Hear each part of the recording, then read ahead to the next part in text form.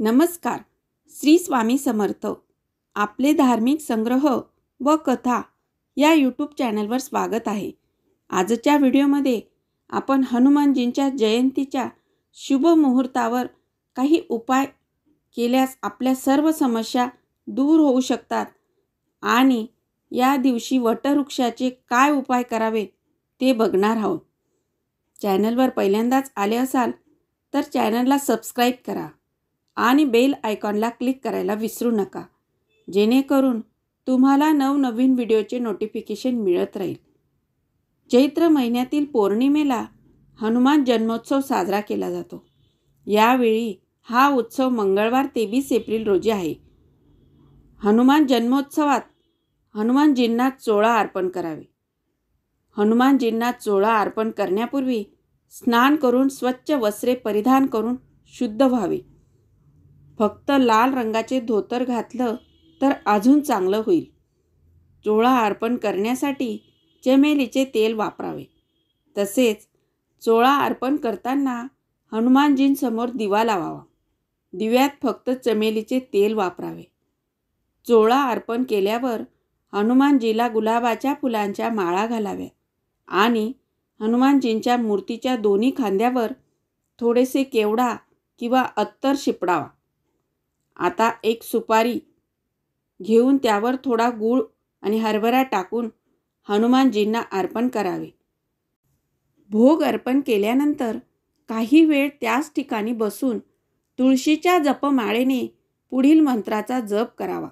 या मंत्राचा जप किमान 5 वेळा तरी केला गेला पाहिजे. मंत्र: राम रामेती रामेती रमे रामे मनोरमे सहस्रनाम तत्तुल्यं राम नाम वरानने. आता हनुमानजींना अर्पण केलेल्या गुलाबाच्या माळातील एक फूल तोडून लाल कपड्यात गुंडाळून आपल्या तिजोरीत ठेवावे. यामुळे पैशाशी संबंधित समस्या दूर होतात. आता आपण वटवृक्षाच्या पानाचे उपाय जाणून घेणार आहोत. सकाळी आंघोळ केल्यानंतर वटवृक्षाचे एक पान तोडून स्वच्छ पानाने धुवावे. आता हे पान काही वेळ हनुमानजींच्या मूर्तीसमोर ठेवावे आणि त्यावर केशराने श्रीराम लिहावे आणि हे पान आपल्या पर्समध्ये ठेवावे. तुमची पर्स वर्षभर पैशाने भरलेली असेल. पुढच्या होळीला हे पान नदीत फेकून द्यावे आणि त्याचप्रमाणे दुसरे पान अर्पण केल्यावर पर्समध्ये ठेवावे. पाऱ्यापासून बनवलेली हनुमानजींची मूर्ती घरात बसवावी. बुधाला रसराज म्हणतात. पाऱ्यापासून बनवलेल्या हनुमानाच्या मूर्तीची पूजा केल्याने वाईट गोष्टीही दूर होतात. पाऱ्याच्या हनुमानाची मूर्ती घरात ठेवल्याने सर्व प्रकारचे वास्तुदोष आपोआप दूर होतात आणि घरातील वातावरणही शुद्ध होते.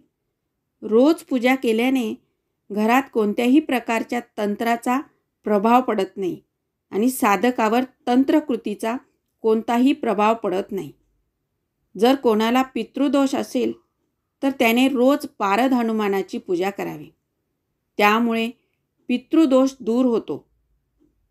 हनुमान जयंतीच्या दिवशी संध्याकाळी जवळच्या हनुमान मंदिरात जाऊन हनुमानजींच्या मूर्तीसमोर मोहरीच्या तेलाचा दिवा आणि शुद्ध तुपाचा दिवा लावावा.